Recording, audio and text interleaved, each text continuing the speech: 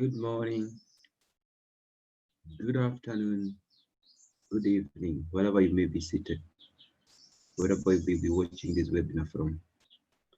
My name is Simon Karuki, and I would want to take you through the security plan. I know this presentation had been marketed for quite some period on our Security Today Kenya media platforms and website. So I want to take this opportunity to take you through these presentations. So as I said, my name is Simon Karuki. I am a corporate security professional with over 10 years of experience, most of which have been in the banking industry. Before joining the banking industry, I served the police force for slightly less than 2 years, then left. Then since then, I've been in the banking sector as a security professional. Over the period, I have accumulated experience, I've accumulated skills that I believe will be very instrumental in my presentation to you today. So I hold a master's degree in security and risk management from the University of Leicester, the UK. I am a certified certified protection professional. I'm a professional certified investigator. I'm also a physical security professional, both certifications offered by SIS International. I also hold a credential in fraud examination, that is a certified fraud examiner from the Association of Certified Fraud Examiners. That is a brief introduction of me before we get into this thing called security plan. In most of organizations where we serve, either as security officers, security supervisors, security managers, security directors, chief security officers, or in whichever capacity we serve, the corporate organizations. We serve in a unit that is part of a wider risk management.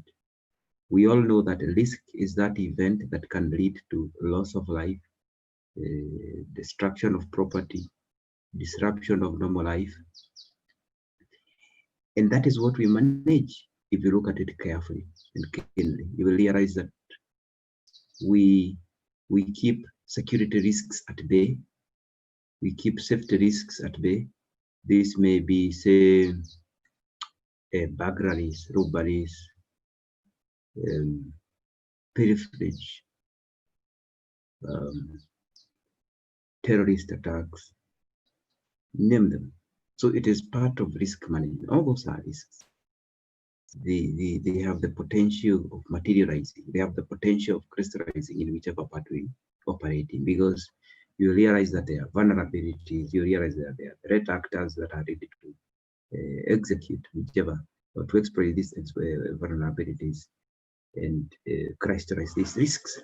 So today I wish to take you through this security plan. It will basically show you how to run a security department at a high level. Maybe later on we will delve into each of the areas in future webinars. But at this stage, I just want to give an overview of what a security plan is. Because a security plan speaks of your department, speaks of the security department. If you manage it, if you are serving in one, this is how it should look like, ideally.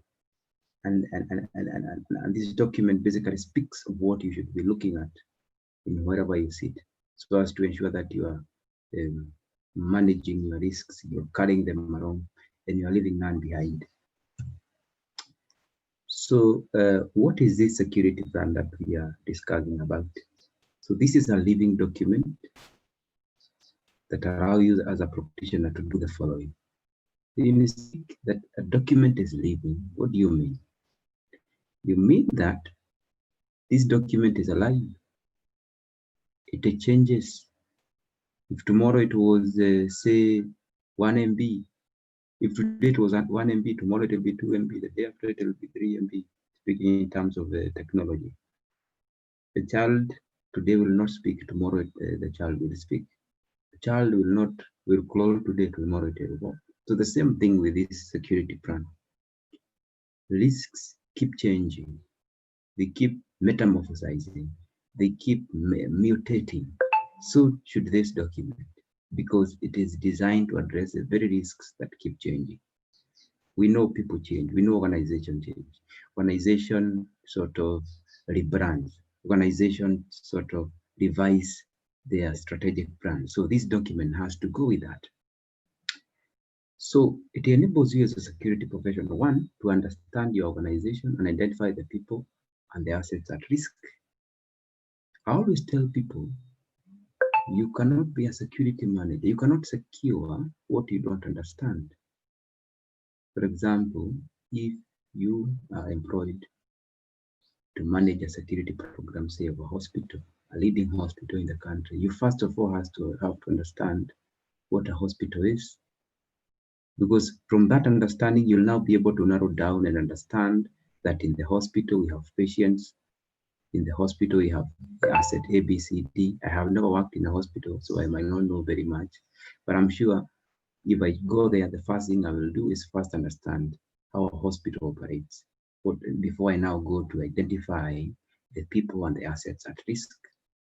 Because people at risk will be exposed to that risk for one reason or the other. Maybe these are high-profile individuals who are always protected. So when they come to a hospital, that protection has to be there. Maybe these people may be at risk of one day reason or the other. I might not be able to diverge into that very much. You might find that there are mission critical assets in your organizations, that without those assets, the organization cannot meet its objective, it cannot score on its goals. I always say, for example, if you go to a media house, you'll find maybe for them to air the content we see on televisions, there is that mission critical asset that enables that. And if that asset goes down, then the mission, the objectives of that organizations will be as good as not achieved. So there are those mission critical assets that you have to identify, and they are different in every different industry. So that is what a security plans help you understand. It helps you understand what you're protecting. If you cannot understand what you're protecting, then you can't protect it. You'll always be reacting instead of putting safeguards and countermeasures to manage these risks. So this security plan will also help you specify loss risk events or vulnerabilities in your organizations. You'll be able to predict, you'll be a prophet in terms of security management. You'll be able to see, okay, we have no fire extinguisher in the simplistic form in, say, kitchen A, in, say, area A, incinerator, where maybe you burn those medical waste. Maybe, I don't know, maybe you need a fire extinguisher there.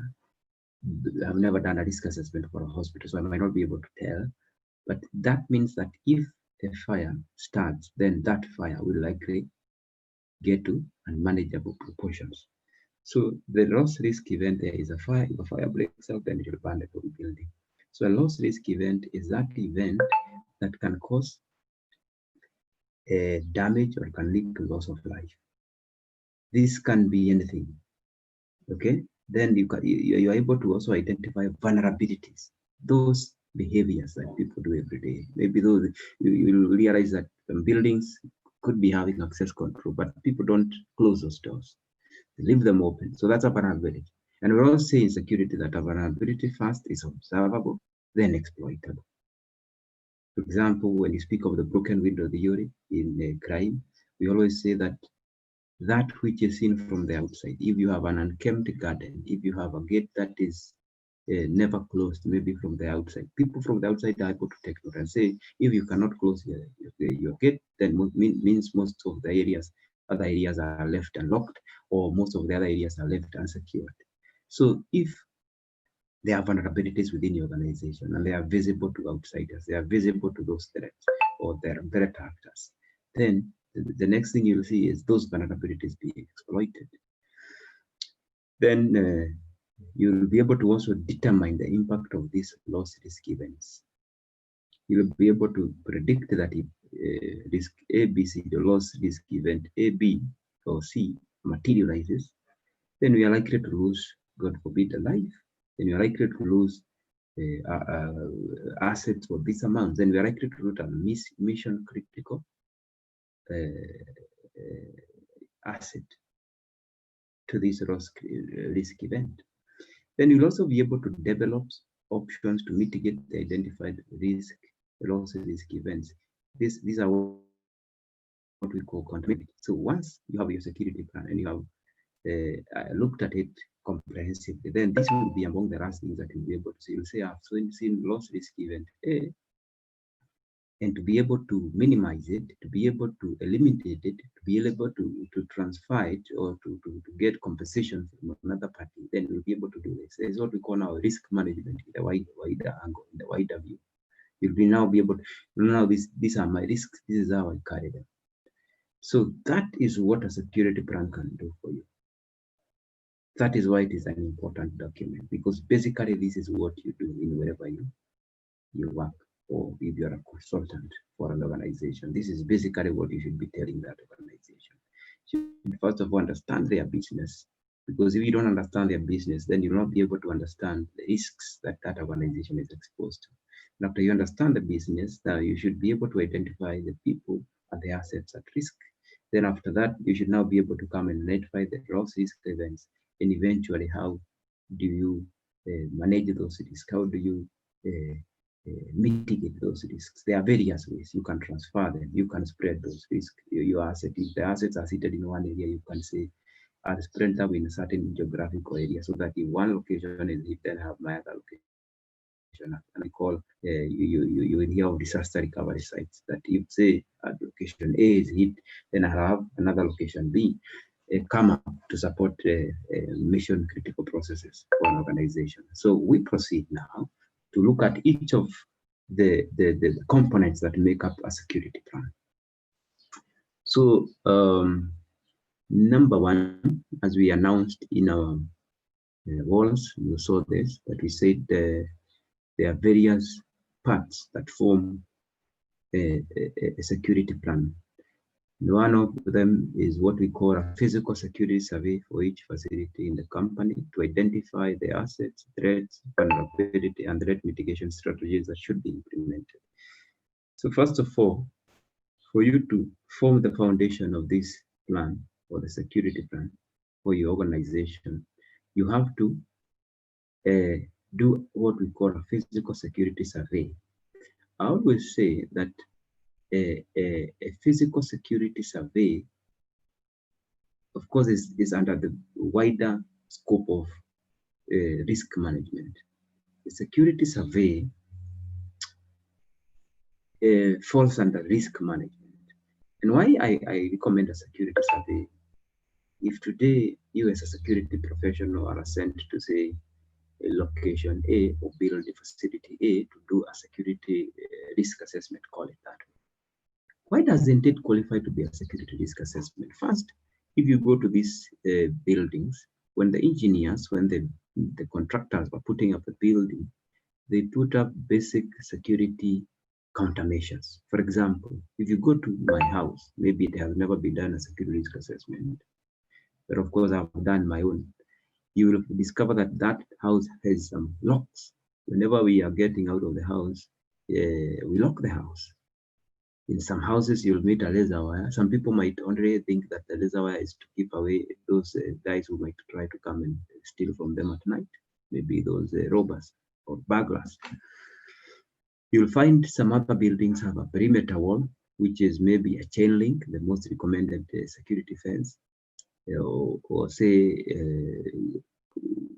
the fences that you can see from both ends, or from the other ends, transparent, so that you can see somebody approaching.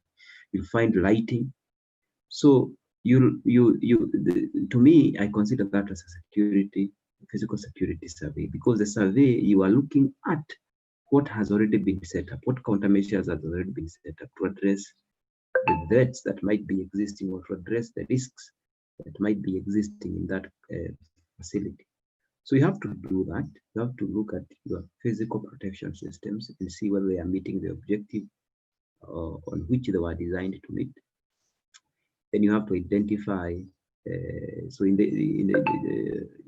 so once you are doing this physical security survey, you will identify your assets, the threats, the vulnerabilities. So you will say that threats are those actors that exploit the vulnerability in a facility. So threats and vulnerabilities will in most cases go together.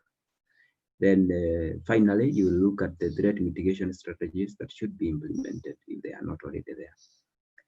And we say that number two, that this physical security survey should be either unscheduled. You can do them ad hoc, or you can have them scheduled. Say, for example, you can do for your facility or facilities once or twice a year, depending on the frequency that you think would be important for you, or depending on how your threats keep mutating or changing within your industry. Excuse me. Then number three, there is what we call security awareness. Most of the time when employees are joining our organizations, we take them through a security awareness session. Then we forget. But remember, this security awareness should be consistent. There is the induction bit, and this should be repeated, say, once or twice a year. And we shall see why this is important. We are saying that security awareness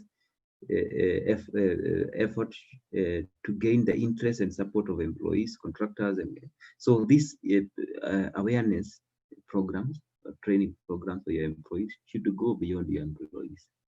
You should put in there your contractors, your other stakeholders, the contractors, the consultants, and visitors. It is very important because they need to understand why you have recommended a certain security procedure or policy for them to be able to adhere to it, because some will question it if they don't understand it.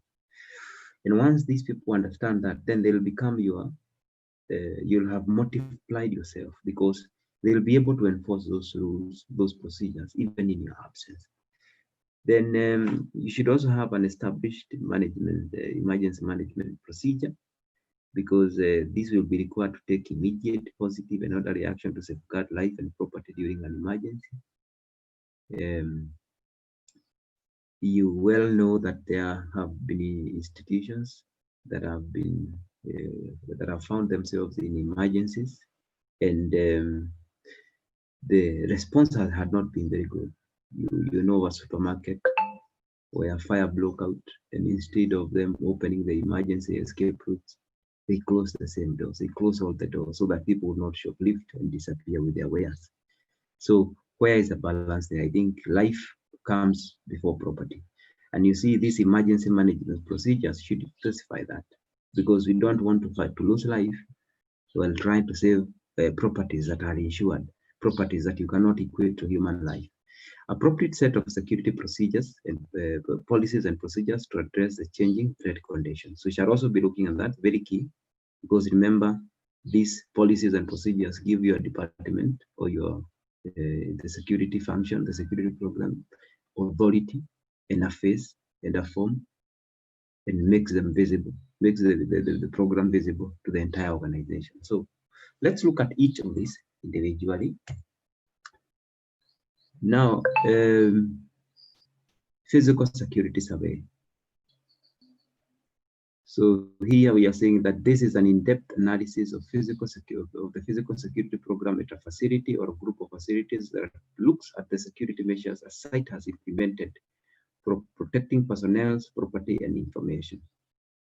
So basically, a security survey is almost like an audit, but they are different. In the subsequent webinars, we shall compare, have one comparing a security survey and a security audit. They are different. A security survey will, in quite a number of times, you'll find yourself using what we call questionnaires or checklists.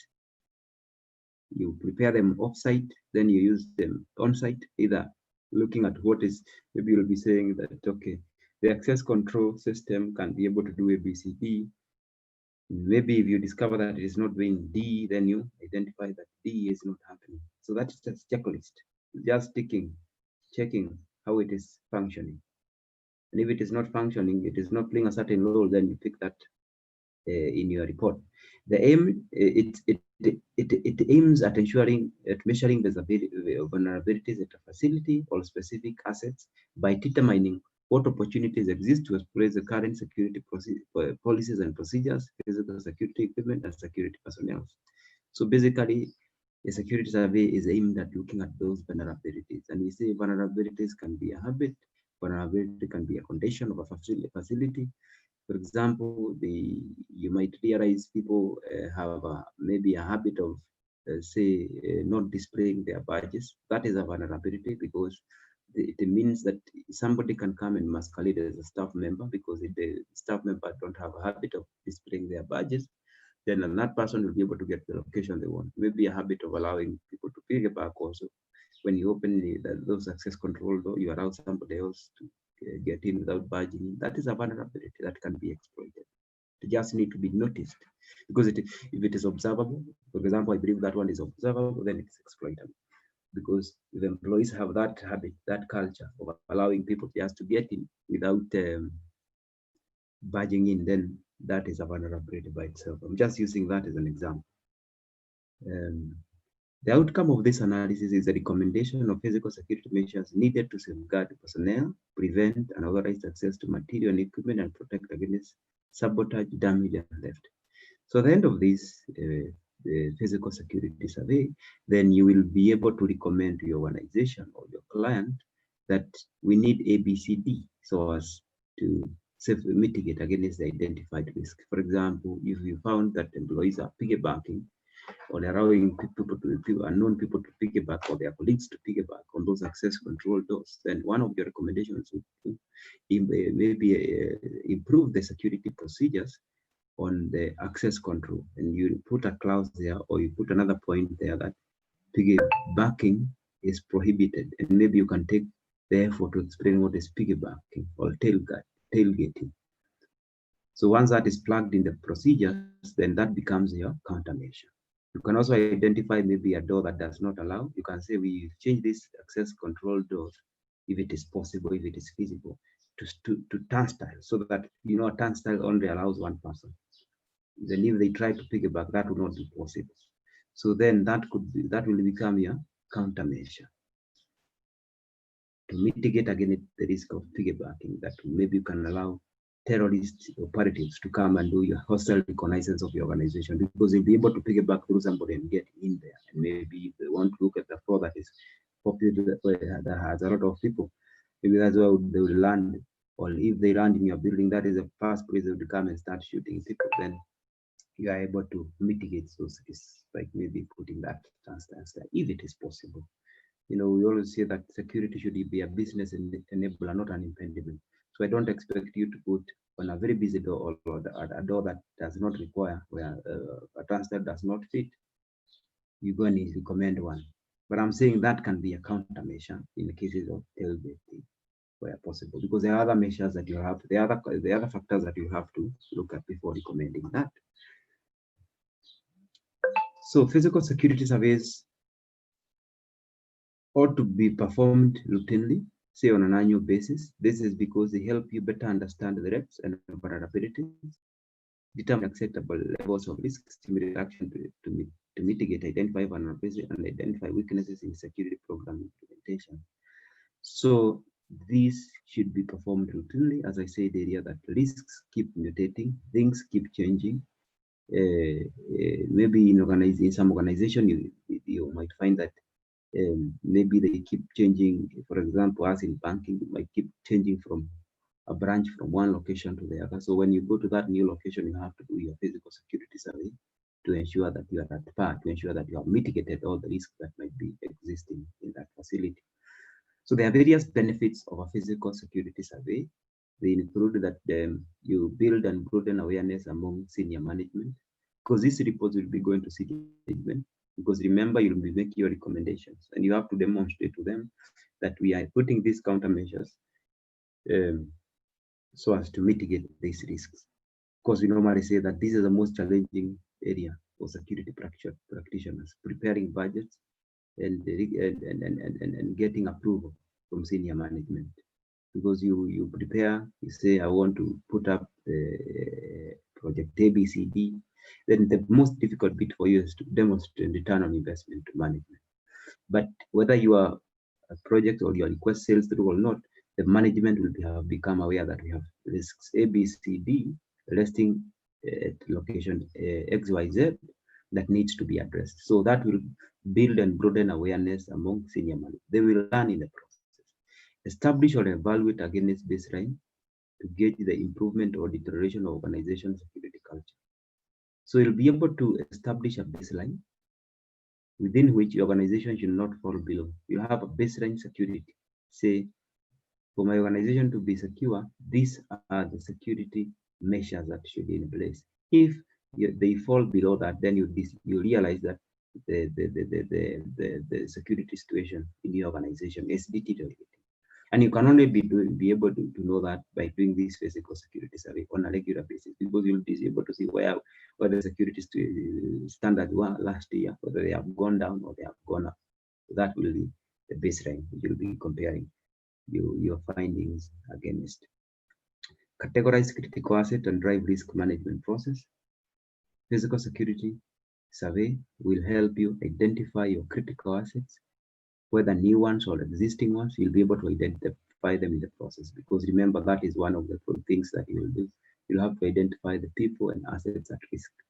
And when identifying the assets, you'll be able to see those mission critical assets that the organization heavily relies on to drive its day-to-day objectives and business. Develop and build internal skills and expertise.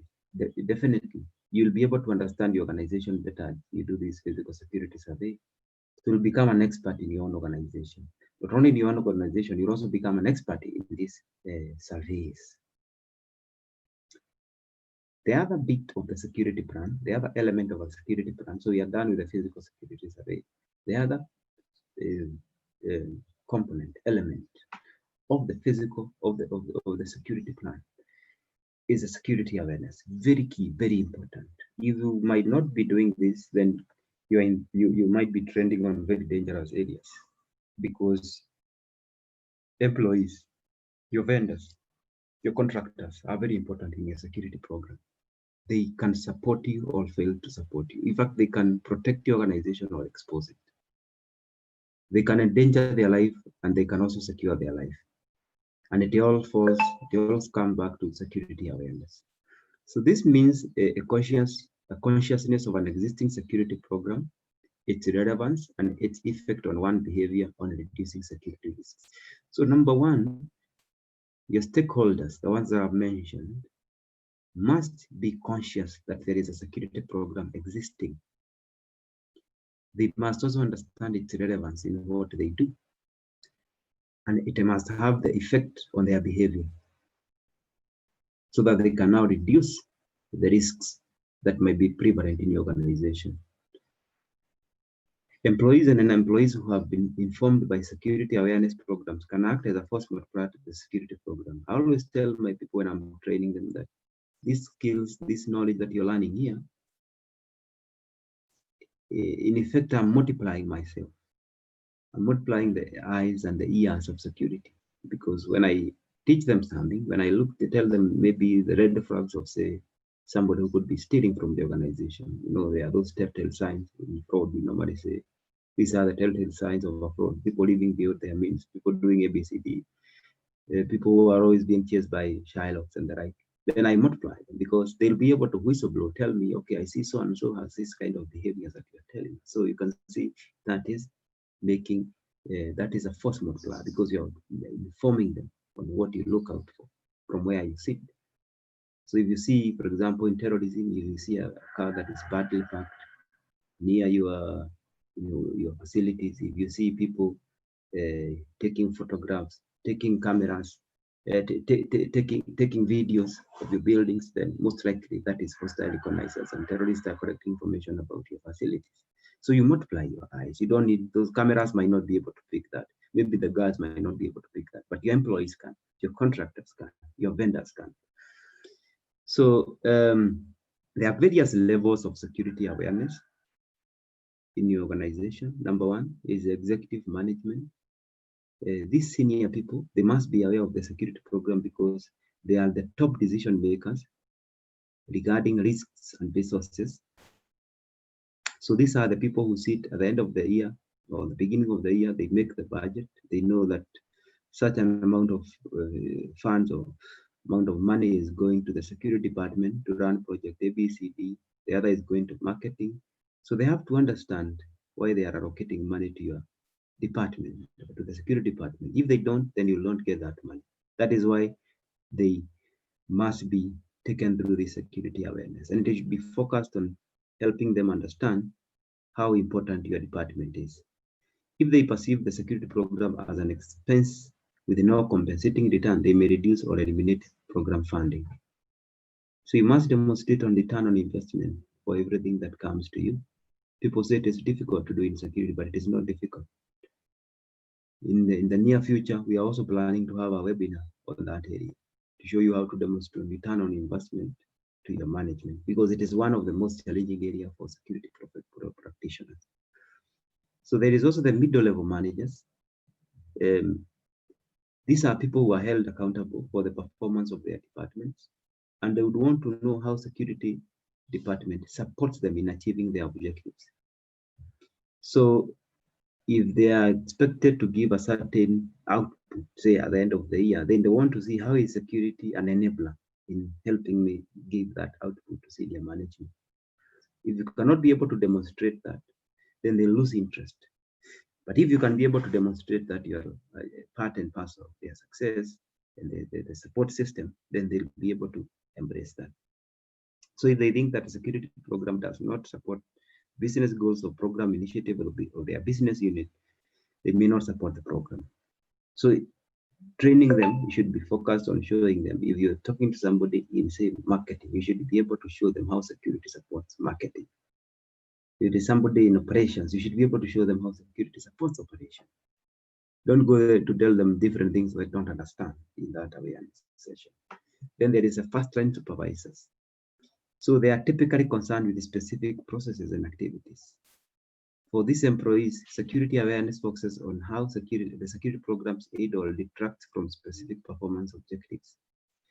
So this awareness should show the supervisor that the time and attention required to comply with security rules are worthwhile in terms of supporting the supervisors, mentors, and protecting the employees and the business. So if performing a certain security procedure helps these supervisors make their processes easier and faster and secure, then they will support it. But if they perceive it as an impediment to what they are doing, for example, in banking, we have cashiers. If they, for example, if you tell them to put bait money that prolongs their end of day reconciliations, then they will see that as an impediment. Security is not an enabler. So they will wonder, why should I have this? But if you're able to demonstrate to them that this bait money will help you, will keep away, because maybe this person counting the money might be the one inviting the robbers. And when the bait money is here, it acts as a deterrent, because the outsider working in the insider will not be able to fully cooperate, because the insider might say this money is bait money, might just mix with the money, and such like things. So what I simply mean is that these supervisors, first line supervisors, should view the security program as an enabler in what they do, not as an impediment. Because these are people who run processes. They have TATs to meet. So they should not take longer for them to beat their turnaround time because of following a certain security procedure. And when it does that, you must be able to explain to them why it is important for them to embrace it. So the individual employee is the last level. In fact, not the last level, it will have another level. In many enterprises, the only form of exposure an employee gets into a security program is during the induction, when they are joining the organization. So if that is the only time they are exposed to security awareness, they are never done. They might realize this thing is not as important. But if it is done regularly, then these people start appreciating, okay, we are going through this training regularly because it is important. Okay, if supervisors and managers are interested in and supportive of security, employees may gain favorable view of the program and support it by observing its rules. The opposite is true. So the middle level manager, the first line supervisor must buy in to the security program before the individual employee buys in. Interesting, isn't it? So if these two first people, the middle level manager and the first line supervisor, don't buy into your security program, don't expect the employee, because these individual employees will be taking cue from their managers and supervisors. So non-employees, these include your vendors, your suppliers, your customers, service personnel, representatives from the government, members of the public. Most of them do not have the opportunity of getting the direct security awareness sessions from you. But nevertheless, it may be important that they learn those requirements. Non-employees may be more willing to comply with security procedures if they are given at least a brief explanation for the reason of the procedures. Good example is why if I visit your building, I have to wear an employee badge. Why I have to leave my ID card at the desk. Sometimes we don't get this. When somebody asks a question, that guard might look you with bad eyes at the reception. But it is always good to explain to them that maybe I'll need this in case of an emergency. I have to account for all the people in the building. In case an investigation is happening, I have to trace and see whether you are here. Maybe somebody, you could be in trouble somewhere and somebody is saying you are in a certain different location. So the only way to capture that you are here is maybe having you record your name in the register, having you leave a mark that you're in this building, or any other explanation that you could give to them. What I'm saying is that people have to understand why they are going through some certain security procedures in your building. Remember one time I was a tenant in one of the government buildings. Let me not say government, but in one of the buildings, and the landlord had come with a very strict security procedures, some of which I would not understand, even being a security practitioner, and I had to question. But no answer was forthcoming. So what ends up happening? People end up having bad blood between you and them, because you are trying to be enforce draconian procedures that they don't even understand, they don't even appreciate. So you'll always be having issues. People having confrontation with each other because somebody is feeling that maybe their rights are being suppressed or something. So it's always good to explain to non-employees. And remember, these non-employees are also very good sources of information. So that rapport between you and them must be intact, must be top-notch, because they will give you intelligence. But if you don't cooperate with them, then you'll be left on your own. Direct benefits of this security awareness. One, it is a force multiplier. We already said that you multiply your eyes and ears out there. When employees understand the security program, it enables you to demonstrate to senior management the value and cost effectiveness of your security program. Remember we said that. It enables you to identify security obligations for both employees and non-employees and to present those obligations as reasonable and necessary. Everybody has a responsibility. You must wear your badge wherever you are.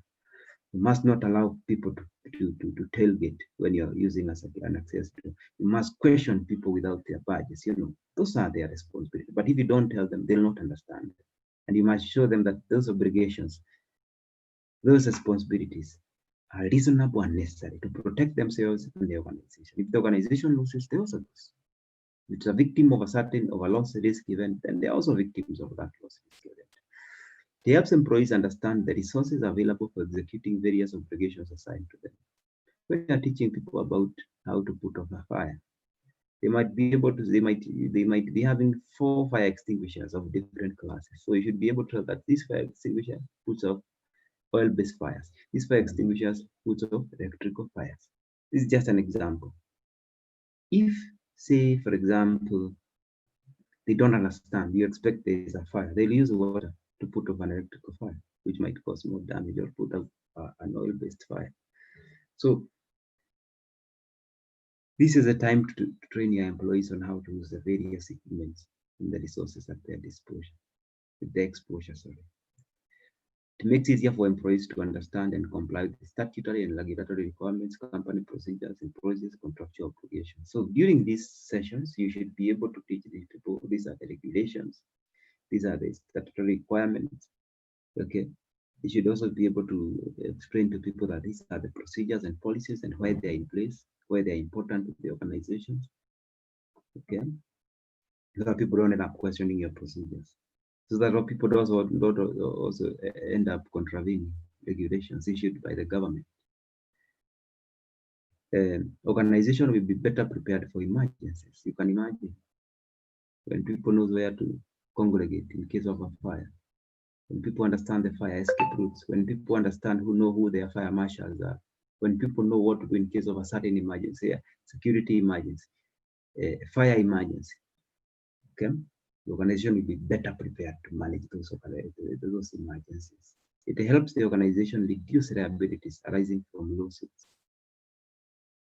Yes, because once you are sued, you'll be able to say that these are my procedures, these are my policies, and that I had anticipated that a certain risk could occur, and I took the time to train my employees to be careful about ABCD.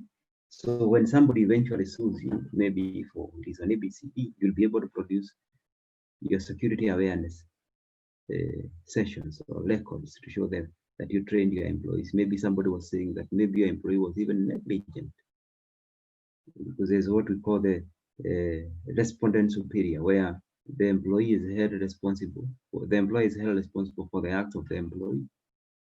So you'll be able to see, to demonstrate that, yes, I had trained this person, but they went ahead and contravened what I had trained them. The other component of a security plan is the emergency management plan. So an emergency is defined as an event or combination of events that have potential to negatively impact the organization's mission or component of that mission for a period of time, and that require immediate response and action to continue normal operations. This may, they are normally, emergencies are normally categorized into two. So this is an event that can disrupt the organization for a certain period of time. It could be extended or short. And this disruption is negative. So you cannot continue with your normal operations. There is a disruption. People are displaced. Maybe your mission critical assets are also damaged or disrupted. So you can no longer deliver, the organization can no longer deliver what it was required to deliver. So they include natural disasters like earthquakes, thunderstorms, floods, or so those are natural disasters. You have no control over those. You don't have control over earthquakes, thunderstorms, floods. Sometimes they are called acts of God. Then there are man-made disasters like bomb threats, labor unrest, terrorism, sabotage, and civil unrest. Man-made, not natural. An emergency management plan is a written document that communicates the policies and procedures to be followed in the event of an emergency. In the private sector, they are often called continuity of business plans or crisis management plans. Okay, very clear. So this plan communicates the policies and procedures to be followed in case of that emergency, in case of that fire, in case of that flood, in case of that earthquake. They specify what should be happening. Others, we shall be looking keenly at them maybe in future.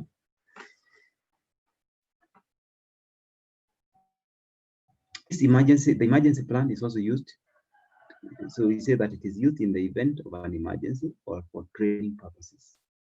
The fire drills that you normally do, maybe on an annual basis, that is an emergency plan. It is somewhere written that when fire breaks out, when there is a fire alarm goes off, people should evacuate the building and convert point ABCD. And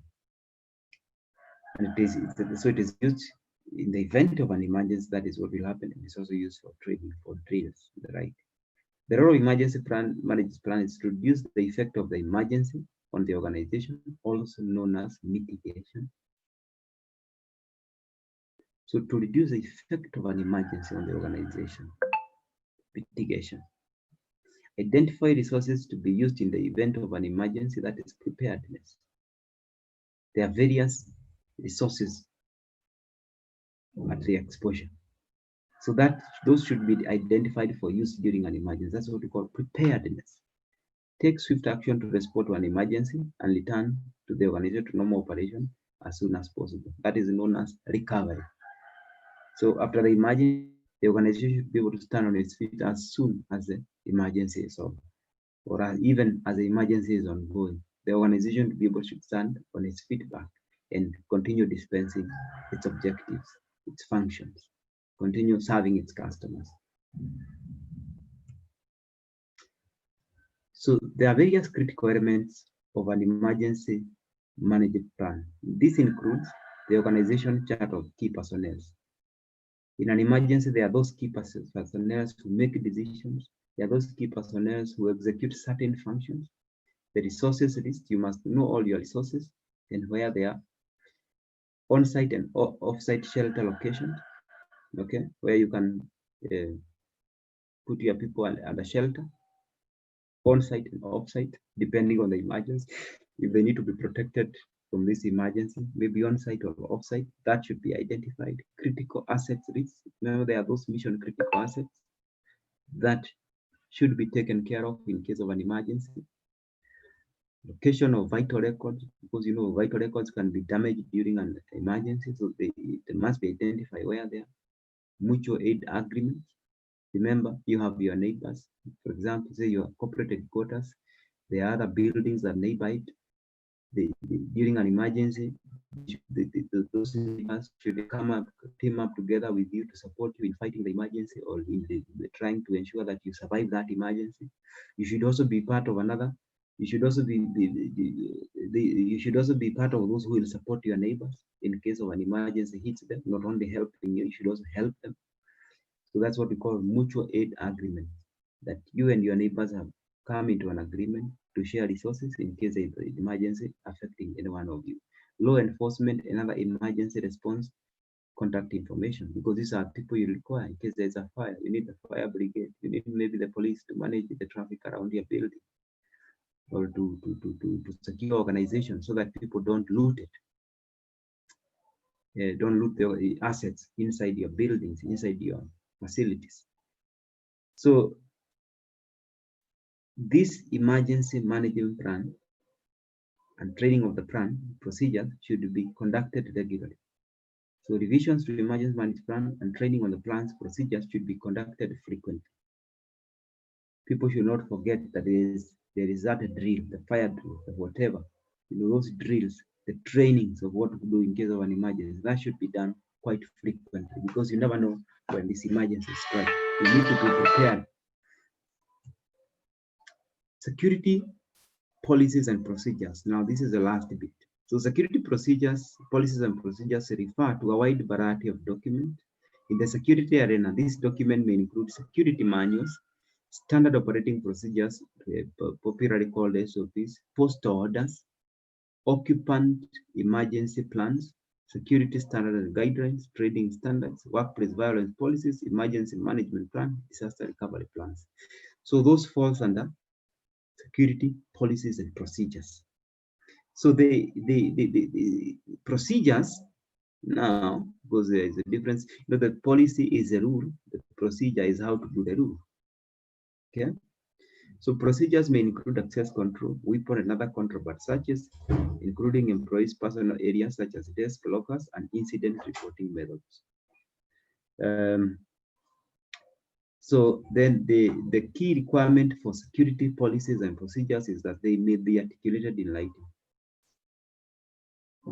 They must be, not maybe, they must be articulated in writing. They must be written. Formal written procedures and procedures save security decision makers time, assist in adequate training, and reduce liability by demonstrating due diligence. So your procedures, your policies must be written. We don't have procedures and policies that are not written. For example, you cannot tell me a guard with the post orders in the head.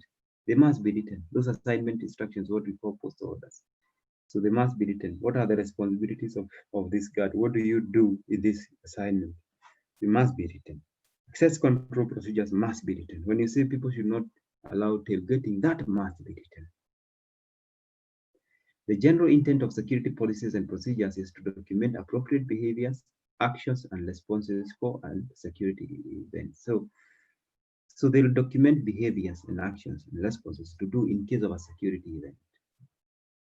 Whichever it's being executed, there must be a certain behavior. There must be a certain pattern of behavior that should be followed. And that's what these policies and procedures specify. So security policies and procedures serve as the backbone of any effective security program. So their importance should not be underestimated. Yes, this is what makes your unit your security program stand or fall. It is what gives them the security program a face, a shape. So they must not be underestimated.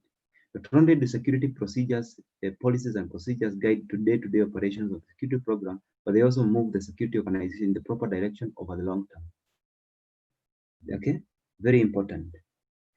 They are not only important to day-to-day organization running of your security program, but they're also important in the long term because when you repeat those behaviors that are um, documented or that are dictated in the security policy and procedures, then you form a habit. That becomes a culture of the organization. So in the long term, they are beneficial because the resilience of the organization is improved by having those habits repeated over and over again. For example, if say an organization where people are challenged if they don't have their badges, then you'll be sure that people might want to intrude that building to either do malicious things. They know if you go to a certain company, you'll not be allowed to just loiter in the corridors, in the lift lobbies, because you'll be challenged. Over the long term, that becomes beneficial.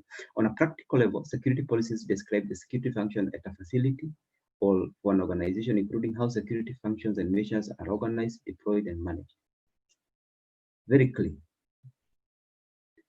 So that becomes very important. So that marks the end of this presentation, security plan.